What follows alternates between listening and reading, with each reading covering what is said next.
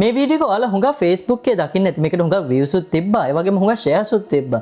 ඉතින් මේක දැකපු මගේ Facebook මිත්‍රයෙක් මාව ටැග් කරලා තිබ්බා.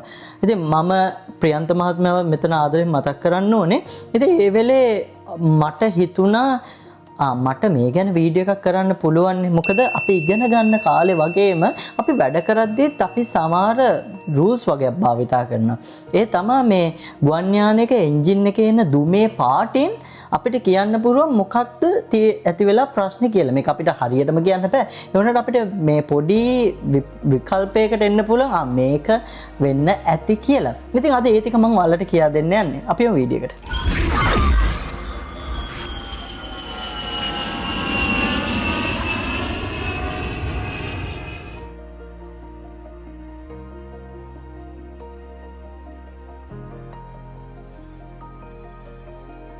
ඉතින් පළවෙනි පාට තමයි කහ පාටට හුරු හෝ දුඹුරු පාටට හුරු දුමක් ගියොත් ඒකෙන් මොනවාද අපිට තේරුම් කරන්නේ.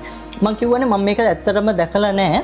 ඒ වුණාට මගේ එන්ජිනියර් කියපු විදිහට එහෙම කහ පාටට නිකන් දුඹුරු හුරු දුමක් යනවා කියන්නේ හුඟක් මේක වෙන්නේ සීතල රටවල් වල. සීතල රටවල් වල ගුවන් යානේ අයිස් බැඳෙන්නේ නැතුව යන්න මේ ස්ප්‍රේ එකක් ගන්නවා. අපි de-ice fluid කියනවා. නැත්නම් anti-icing spray කියනවා. මේ ස්ප්‍රේ එක එන්ජින් එක ඇතුළට යන්නත් පුළුවන්.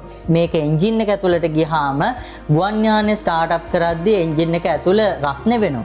ඉතින් රස්නේ වෙද්දී මේ වගේ කිමිකල් පිච්චෙන්න ගන්නවා. ඉතින් මේ පිච්චිලා යන දුමට තමයි මේ කහ පාටට හෝ දුඹුරු පාට හුරුවට යනවනේ යන්නේ.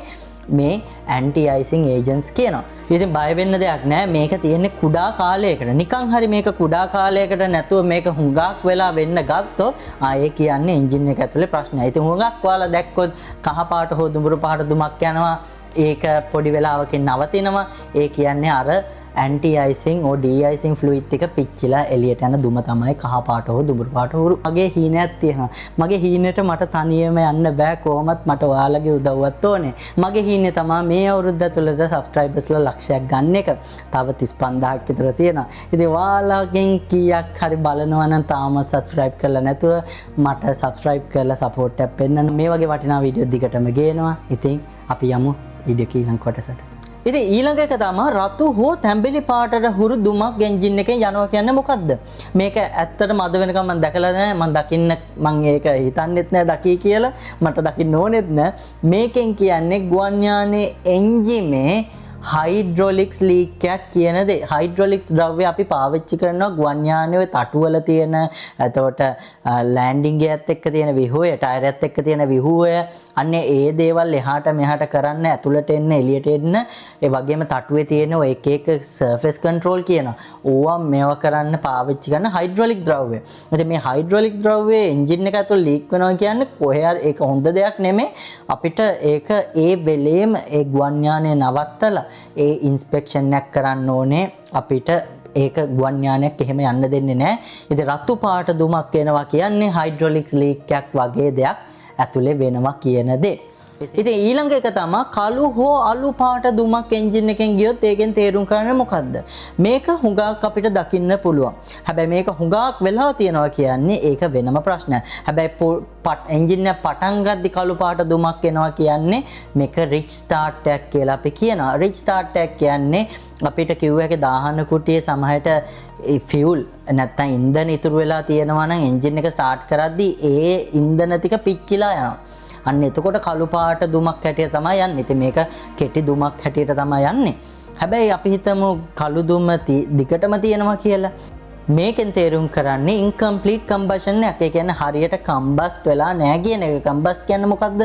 කම්බස්ට් කියන්නේ අර මුලින්ම හුළඟ එද්දි ඒකට ඉන්ධන දීලා ඒ ඔක්කොම අපි දැල්වීමක් ඇති කරනවා. මේ පිපිරීමක් ඇති වෙන්නේ. මේ පිපිරීමට තමයි කම්බෂන් එක කියන්නේ. ඉතින් ඉන්කම්ප්ලීට් කම්බෂන් එක කියන්නේ මේ පිපිරීම හරියට ඇති වෙලා නැහැ. එතකොටත් ඔයාලට මේ කළු දුමක් දැක ගන්න පුළුවන්. ඉතින් මොනවාද මේකට හේතු? අපිට කිව්වා ඒක ඕවර් ෆියුලින්. ඒ කියන්නේ වැඩියෙන් ඉන්ධන දාලා තිබ්බොත් මේක වෙන්න පුළුවන්. ඊට පස්සේ බෑඩ් ඉන්ජෙක්ටර්ස් නැත්නම් ඩර්ටි ඉන්ජෙක්ටර්ස් ෆියුල් ඉන්ජෙක්ටර් එකක් කියන්නේ මේ ඉන්ධන අවශ්‍ය තරමට ස්ප්‍රේ කරන එක. ඉතින් මේක බැරන වෙලා තිබ්බොත් සමහර විට අර ස්ප්‍රේ එක හරියට වෙන්නේ නැතු වෙන්න පුළුවන්. එතකොට ඉන්කම්ප්ලීට් කම්බෂන් එකක් ඇති වෙන්න පුළුවන්. එහෙමත් නැත්නම් අපි ඉස්සෙල්ලා වීඩියෝ එකේ මේ ගැන කතා කරා. ඒක බලන්න නැත්නම් මෙතනින් බලන්න. FedEx එකේ ප්‍රශ්නයක් වෙන්න පුළුවන්. ඉතින් කළු දුමක් දැක්කොත් ඒක එන්ජින් ස්ටාර්ට් එකේදී නැත්තම් ඒ ස්ටාර්ට් එක වෙන අතරතුරදී කළු දුමක් ඇවිල්ලා ගියොත් ඒකෙන් කියන්නේ අර කම්බෂන් චේම්බර් එකේ තිබ්බ ෆියුල් ටිකක් කම්බස් වෙලා කියලා. ඒ කියන්නේ ෆියුල් ටික පිච්චිලා යනවා කියලා. ඒ වගේම තව දෙයක් තමයි ඔයාලට මේ කළු දුම දිගටම දැක්කොත් චුට්ටක් වෙලා යනකම් මේකෙන් තේරුම් කරන්නේ incomplete combustion එකක්. ඒ කියන්නේ අර පිපිරීම හරියට වෙලා නැහැ කියලා. මොනවාද ඒවලට හේතු? over fueling කියලා කිව්වා, damage injectors කියලා කිව්වා, FedEx system එකේ ප්‍රශ්නයක් කියලා කිව්වා. ඒ වගේම තමයි අලුත් ගුවන් යානාවල මේක දකින්නට හුඟක් අමාරුයි. මොකද අර කියපු FedEx system තමයි දැන් හුඟක් එන්ජින් වල fuel ගමනාගමනේ ඒ වගේම හුඟක් දේවල් manage කරන්න. ඉතින් හරිම efficient පරණ එන්ජින් වගේ නෙමෙයි. ඉතින් නිල් පාටට හෝ නිල් සහ සුදු වර්ණයෙන් දුමක් යනවා කියන්නේ එන්ජින් එකෙන් oil leak එකක් කියන එක. ඉතින් ගුවන් යානයක හුඟක් කැරකෙන දේවල් තියෙනවා. ඉස්සරහා ෆෑන් එක තියෙනවා, සම්පීඩන කුඩිය තියෙනවා, ඒ වගේම ටර්බයිනේ තියෙනවා. මේවා කැරකෙන්නේ කොහොමද? මේවා කැරකෙන්නේ බෙයාරින් වල ආධාරයෙන්. ඉතින් මේ බෙයාරින් රත් වෙද්දි කූල් කරන්න අපි ඔයිල් යූස් කරනවා. නිකන් හරි මේ බෙයාරින් සීල් එකක් මෙයා වෙලා ඔයිල් ලීක් එකක් ආවොත් ඉතින් මේකෙන් කියන්නේ අර එන්ජින් එකේ රස්නෙට මේ ඔයිල් ටික පිච්චිලා යනවා. අන්න එතකොට නිල් පාට වර්ණයකින් තමයි මේ දුම වලට පේන්නේ. ඉතින් මේ ශ්‍රී ලංකන් එකේ තියෙන වීඩියෝ එකේ සුදු පාට වලාකුළු වගේ දුමක් යන්නේ ඇයි? සුදු පාට වලාකුලක් වගේ දුමක් යද්දි බය වෙන්න දෙයක් නැහැ. ඒක සාමාන්‍ය දෙයක්. පළවෙනි එක තමයි අපි කන්ඩෙන්සේෂන් කියන. ඒ කියන්නේ මේ එන්ජින් එක ඇතුලේ වතුර හෝ දියර මොන හරි තියෙනවනම් මොයිස්චර් වගේ දේවල් මේවා එන්ජින් එකේ රස්නෙට පිච්චිලා යද්දි ඔයාලට සුදු වලාකුලක් වගේ දකින්නට පුළුවන්. හැබැයි මේක ලංකාවේ වගේ රස්නේ රටවල් වල හුඟක් වෙනවත් දකින්න අඩුයි. මන් දන්නේ වෙනවද කියලා. ඒ වුණාට සීත රටවල් වල මේ හුලන් ටික පිච්චිලා එන්ජින් එක පිටිපස්සට යද්දි එන්ජින් එකේ එළියේ තියෙන උෂ්ණත්වය ඍණ උෂ්ණත්වයකට තියෙනවනම් මේවා පොඩි අයිස් හැටියට මෙයා වෙන එක තමයි ඔයාලා ලොකු වලාකුලක් වගේ දෙයක් පේන්නේ. දෙවැනි එක තමයි එන්ජින් එක අලුත් නම් අපි හිතමු එන්ජින් එක ඩිසයින් කරපු කට්ටිය වෙනවා කියලා මැනුෆැක්චරර්. ඉතින් මෙහෙම එන්ජින් එකක් අලුතෙන් මෙද්දියලා නිකන් එවන්නේ. අපි දානවා ඒක ඇතුළේ ප්‍රසර්වේෂන් මැටීරියල් කියලා නැත්නම් සංරක්ෂණය කරන්න එක එක ඔයිල් වර්ග දානවා. ඇයි මේවා දාන්නේ? එන්ජින් කම්පැනි ඉඳලා ගුවන් යානයේ ශ්‍රී ලංකන් එකට වගේ එනවා නම් දුරකින්දන් එනවා නම් මෙයාලා මේවා දානවා. මම හිතන්නේ කොරෝෂන් කියලා ඉංග්‍රීසියෙන් කියන්නේ සිංහලෙන් කියන්නේ විඛාදනය.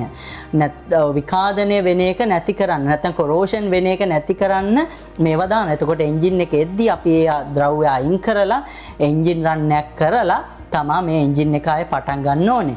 මේ දේවල් මේ ප්‍රෙසර්වේෂන් නැත්නම් සංරක්ෂණය කරන්න දාලා තියෙන ඔයිල් පිච්චෙද්දි මේ වගේ ලොකු දුමක් ඔයාලට දක ගන්න පුළුවන්. ඉතින් ඒකින්ද තමයි මං හිතන්නේ මේ ශ්‍රී ලංකන් එකේ මේ වගේ සුදු දුමක් එන්නේ. මම දැන් වැඩ කරන ගුවන් යානාවලත් අපිට ෂෝට් ටර්ම් ප්‍රෙසර්වේෂන්, ලොන්ග් ටර්ම් ප්‍රෙසර්වේෂන් කියලා දෙකක් තියෙනවා.